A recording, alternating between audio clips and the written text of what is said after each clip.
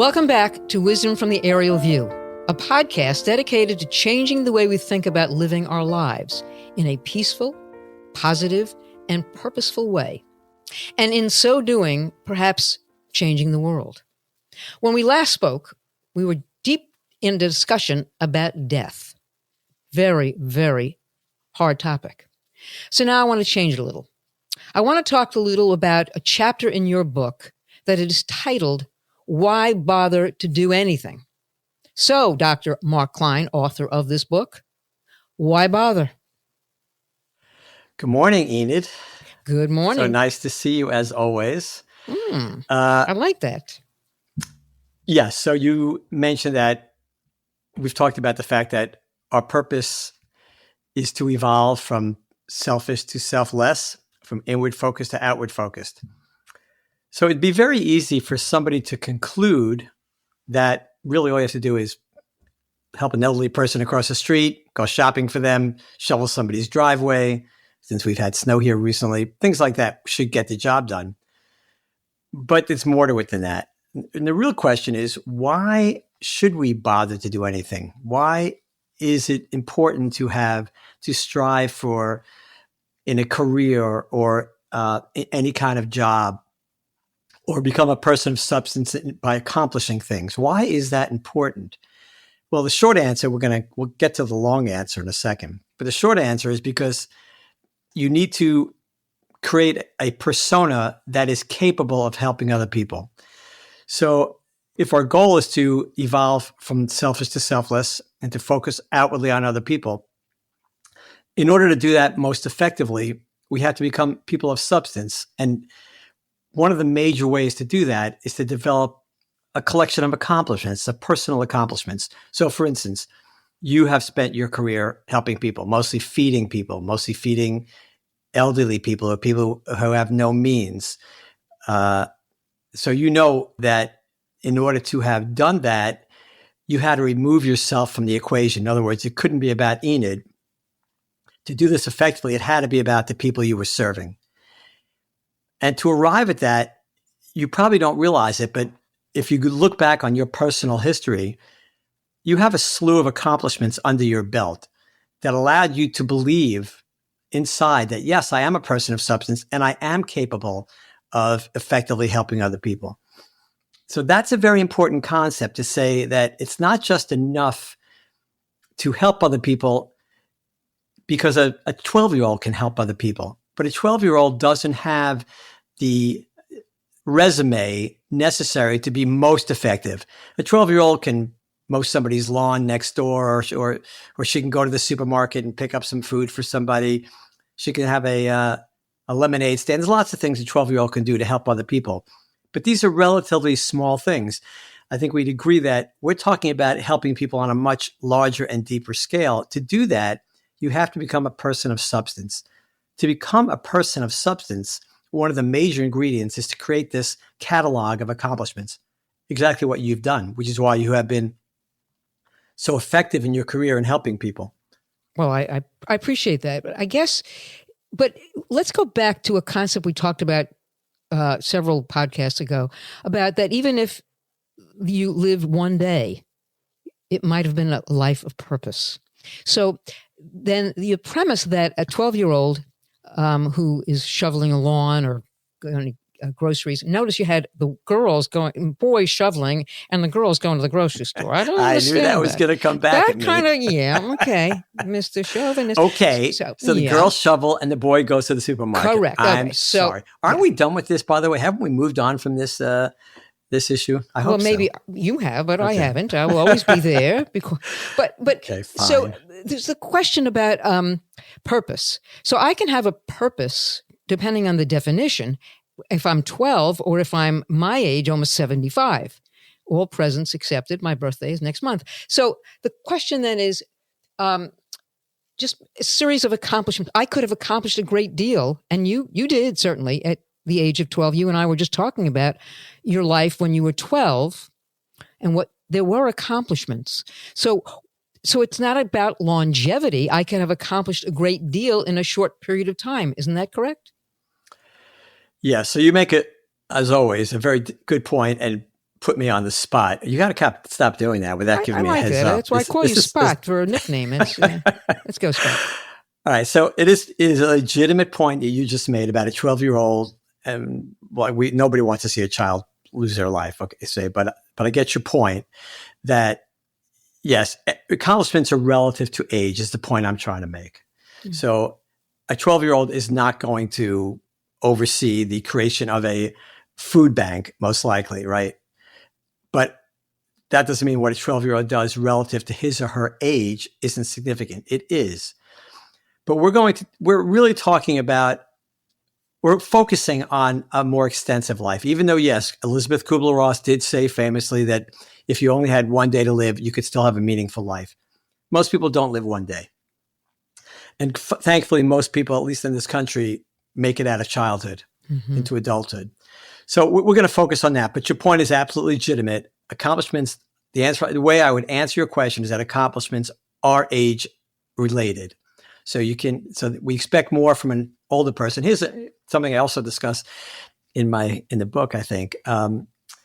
When somebody has their first child, especially their first child, and that child reaches around the age of 1 and takes their first steps, it's a very exciting time for most parents.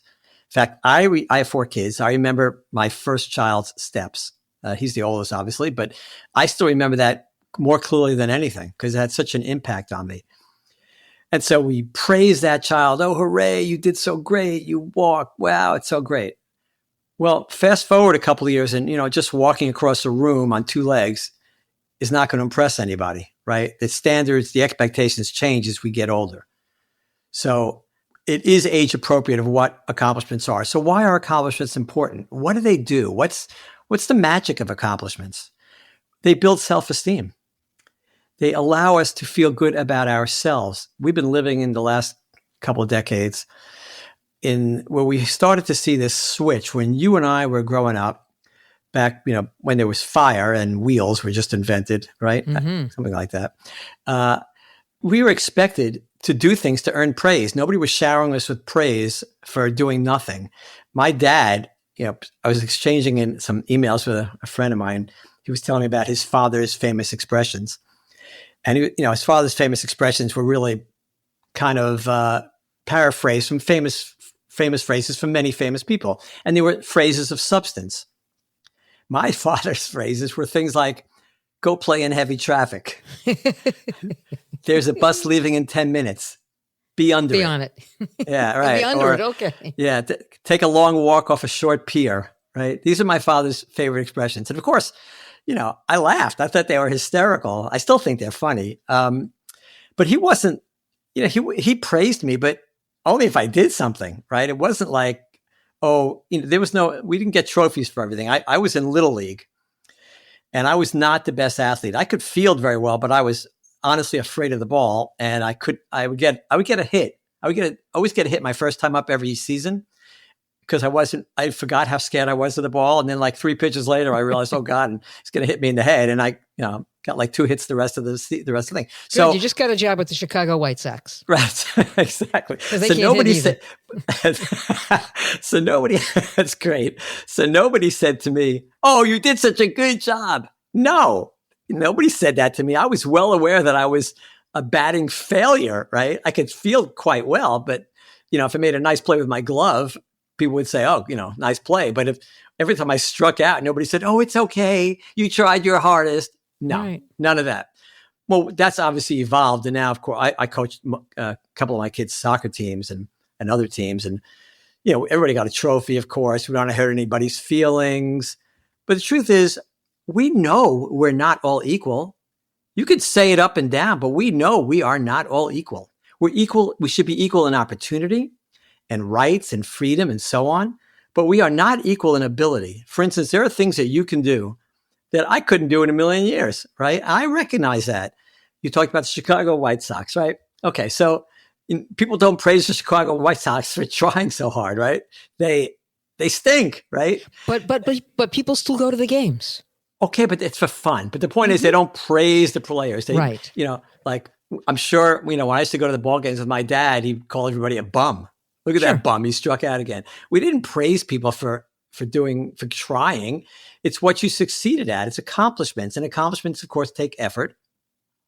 So we've lost that. And by doing so, the unintended consequence of praising people for things they really don't deserve is that not only don't they develop self-esteem, we suck it out of them because they know, oh, I got this promotion. Here's a good one. So we graduate kids from schools all the time. I was reading about the Baltimore school system recently, and if I got this right, I don't think there was a single school that met the standards in the whole city of Baltimore. So, but we're graduating kids left and right in Baltimore and DC, everywhere, New York, Chicago, everywhere. And these kids can't read and can't do anything. And we're graduating them. That is criminal. That is to me, outrageous because you're stealing life from these kids, right? You're telling them everything's okay by giving them this diploma and they know it's not. You can't fool people. People know what they've earned and what they haven't earned. And by giving people rewards of any kind, whether it's a trophy on a soccer team or graduating them from high school, or in this era of DEI, we've, of course, the intent has been excellent, but the outcome has been less than excellent because when we do that, people know when they got a job or they've gotten a promotion or something for something other than the quality of their work or their ability. So when you do that to people, you're stealing from them. If we believe, as I do, and I think you do now, that we are on a mission to evolve from selfish to selfless, from inward to outward focused, we have to become people of substance to be able to do that effectively. The analogy I use is it's like putting on your mask in a plane, the oxygen mask in a plane before you help somebody else. Every time you get on a plane, they go through the whole thing, and then the last thing is put your mask on first before helping a child or somebody next to you. This is the same thing. You can't help somebody effectively. You can't be the most effective in aiding others if you're not a person of substance yourself, if you doubt your own abilities, if you doubt your worth and value. And the way to develop worth and value, what we call self-esteem, is to have accomplishments. Accomplishments come in all sizes and shapes. People are good at all kinds of different things. I like to say nobody is uniquely ungifted. Unless you have some type of congenital anomaly or some serious defect like that, nobody is uniquely ungifted. You and I in our lives have seen people that we thought, we kind of looked at him and, well, he looks like a weird guy or whatever. And turns out he's like a magician with a pencil or something, right? People have gifts that we just can't. We're always surprised, which is one of the reasons I like to say we should judge people favorably. Another topic for a future discussion. But people have talents. Sometimes they're unexpected. Sometimes they don't realize it for a while. But everybody has the ability to get good at something. And if I were giving a young person advice, and I do frequently, it's get good at something. It doesn't matter what it is. Find what you like. Find what you have talent in. Put the effort in and get good at it. It could be an activity or it could just be becoming knowledgeable about a subject. For instance, you probably know more about senior hunger and hunger generally in this country than 99.9% of people in the country. So if I had a question about it, which I do sometimes, I ask you, what's the story with homelessness, Enid? What's the story with this idea of hunger in the world, in the country? And you'll tell me, well, it's not what I thought. We had this conversation about this recently. So everybody has this ability, and we need to encourage people to do this. That's how we build significant personas. So let me ask you this, because in this particular chapter, you also talk about confidence. How do we build confidence? So when I started my career in this world of working in the anti-hunger movement, I think I was a great imposter. I didn't know what I was doing. I didn't know what I was talking about, but I was doing it. But I needed the confidence to keep going. So we're talking about youngsters and that everybody's getting a trophy and all of that. And I get it. And I think I agree with you that it's probably not a good thing. But let's talk then about how do we build the confidence of that child who might not, all right, you're on the ballpark and your first time at bat, you did great. But then all of a sudden you remembered, oops, I'm afraid of the ball. Okay, how do I build your confidence enough to get back into the batter's box when the next time comes around, when the ninth player has already batted. You're now your number one batter. You go. How do I build your confidence without saying, here's a trophy for that number one hit you got? What do I do? Well, the worst thing you could do is give me a trophy. I'll tell you that. Because I know I stink, right? So you can say anything you want, but I know I stink. So for what I would say is to say to that child, and this is not just for children, this works for everybody, that you are not alone. Look around this ball field. There are 20 kids here, right? 18 of them are afraid of the ball, right? So how about the other two? The other two have decided, I've been hit by a ball before. These kids aren't throwing the ball so fast. They're only 10 years old. It won't hurt that badly. Don't worry. If you get hit, you'll be okay. But keep trying and you'll do it. But you have to work at it. And take batting practice. Come early to the team practice. Stay late at the team practice if you can. When you're at home, swing a bat. Have your mother or father, your brother or sister or a friend throw a ball that you can hit.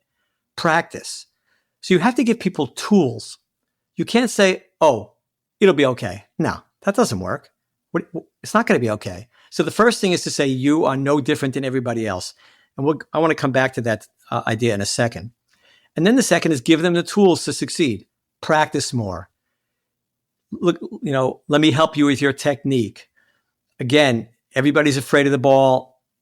I'm going to throw the ball at you and hit you with the ball. I'm not going to throw it hard, but you'll see it really doesn't hurt that badly. You don't have that much. You don't have anything to be afraid of. You have to give them tools to succeed. Words are not enough. That's why this milieu in which we find ourselves, where we're rewarding people for things that they don't deserve, it's criminal. It doesn't work. It diminishes self-esteem. It does not increase self-esteem. You are not helping anybody. In my practice, I saw a lot of people. Obviously, I saw a lot of people in general, but I was always honest with patients. If they had a particular problem, whether it be their weight, something else, I would discuss it with them. I wouldn't make believe it didn't exist. You don't help people by not telling them the truth. You A, tell them the truth, and then B, you give them the tools to improve their situation. So just criticizing isn't enough. You got to give them some tools. And like for the kid on the baseball field, the things I talked about, practice, technique, I'm going to throw the ball at you. I won't hurt you. You'll see what it feels like. Things like that to give them the tools to move forward. So these are the things that move people forward. Everybody wants to have self-esteem. Have you ever met anybody that says, I like feeling crappy about myself? I haven't. Have you? No, absolutely not. Okay. So if we love people, and you and I love people, then you have to help them. And the way to help them is to empower them, not to paint over their issues and saying, it's nothing, it's okay. No, you tell them the truth and then you assist them by giving them tools.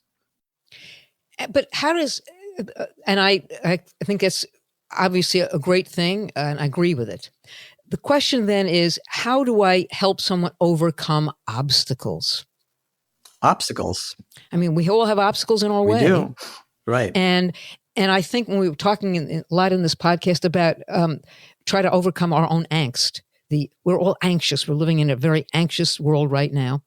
And a lot of it has to do with the obstacles that we all have to overcome. We have to, in order to get to that place, to view the things from the aerial view, we have to get over some of the obstacles. Do we not? I think it's the other way around. So let's go to the aerial view first. The whole concept of the aerial view is to keep your life to give you a perspective of your life and the world that is empowering, that is calming, that creates some degree of tranquility and peace. So when you learn to ascend to the aerial view, to become that disinterested observer and see the whole thing, then you realize, then you see your life in context and realize that what is the worst thing that could happen to anybody? If I were to say to you, what's the worst thing that could happen? You would probably say, I could die, right? I think that's what most people would say. Yeah, I would. Yeah. Death is probably the worst thing that could happen. But the bad news is it happens to everybody. So that's a really super powerful clue, right? If you cannot avoid death, then why are we afraid of it? It should not be a factor in our decision-making, in the way we behave. What we should say is, okay, I'm running up against a barrier. There is a barrier there. I'm going to hit it. That's the last day of my life. That's the last record I'm on.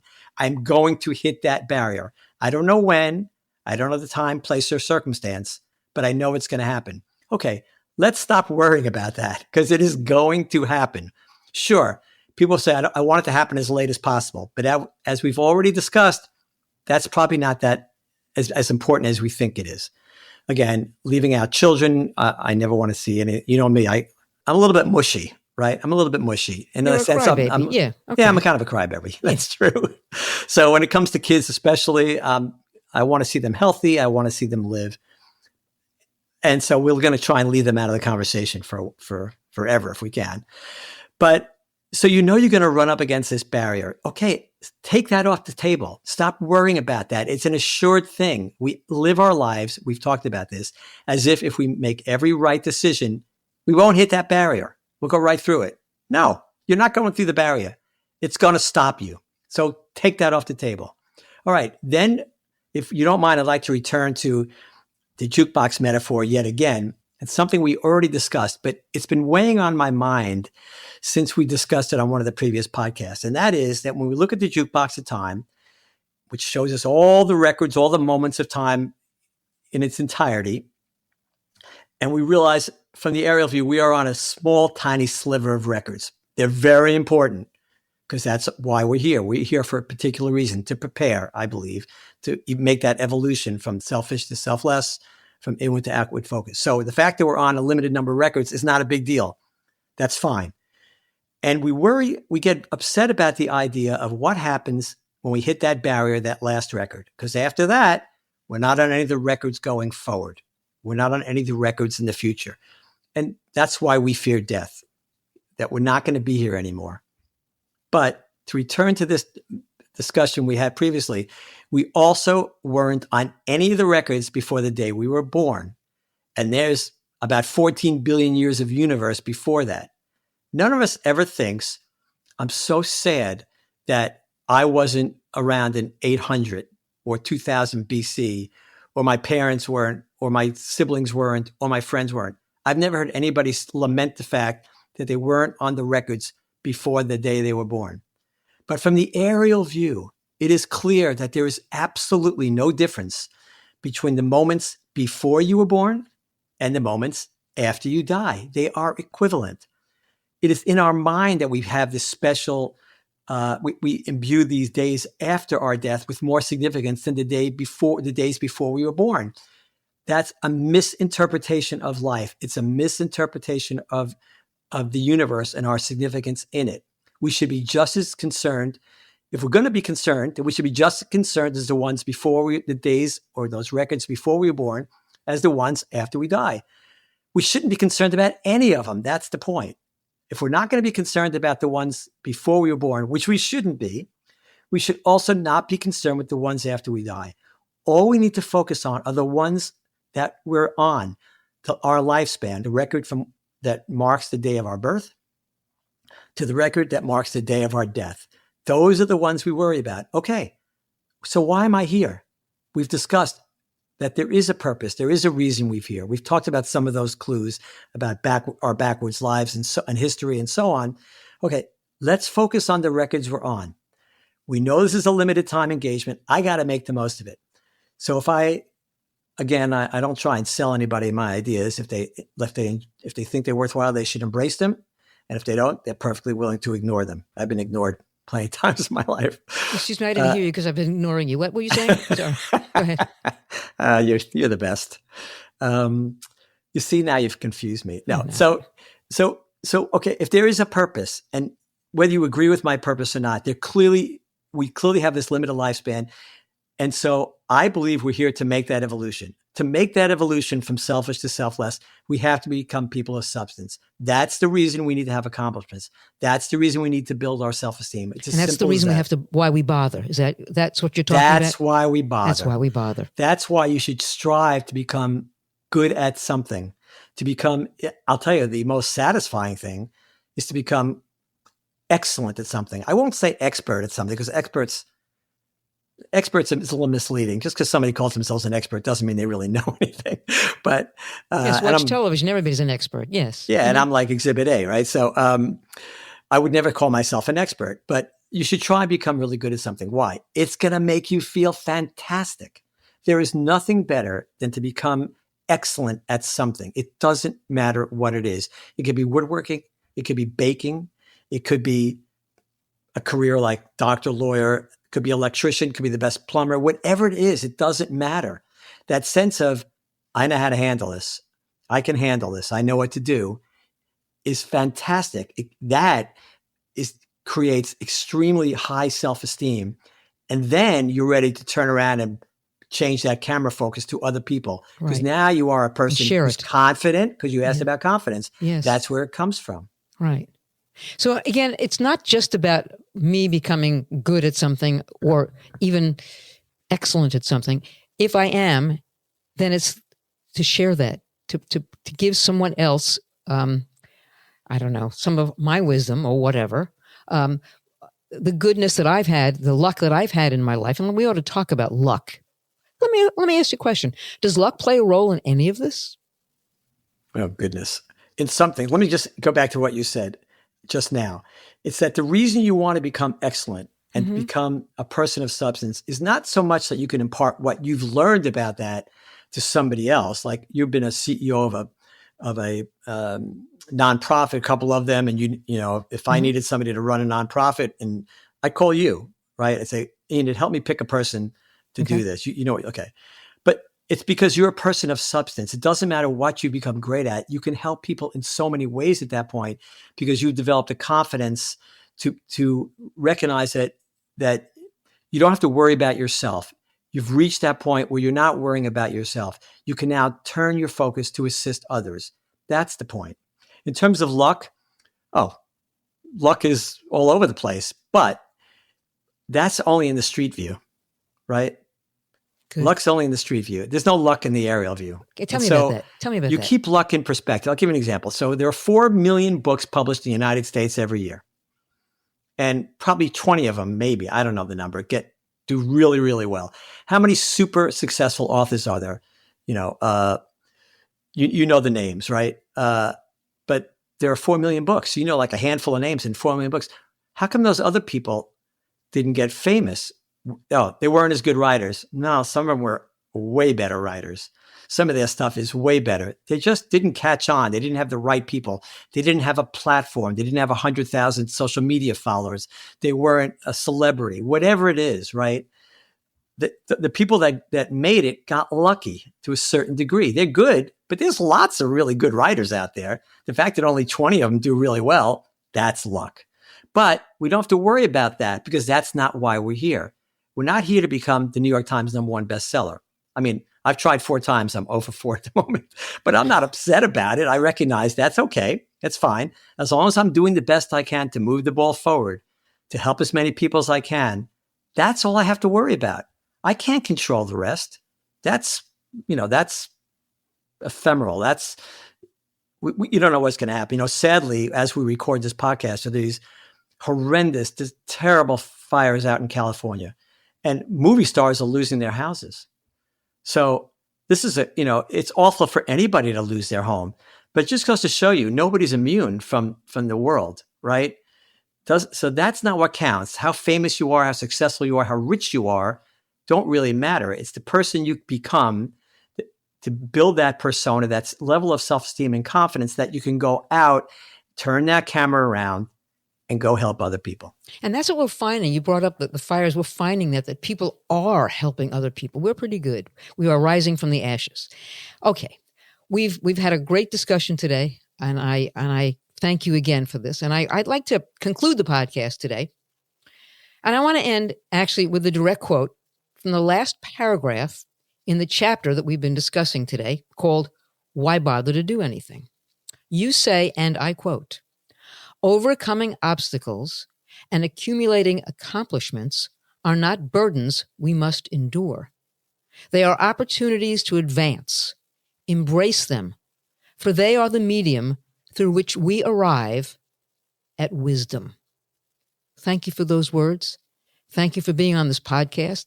And thank you for challenging us to overcome obstacles, to overcome things that we thought were insurmountable, and making us understand that we really do need to bother. Thanks. We'll see you next time. Thank you, Enid. Thank you, everybody.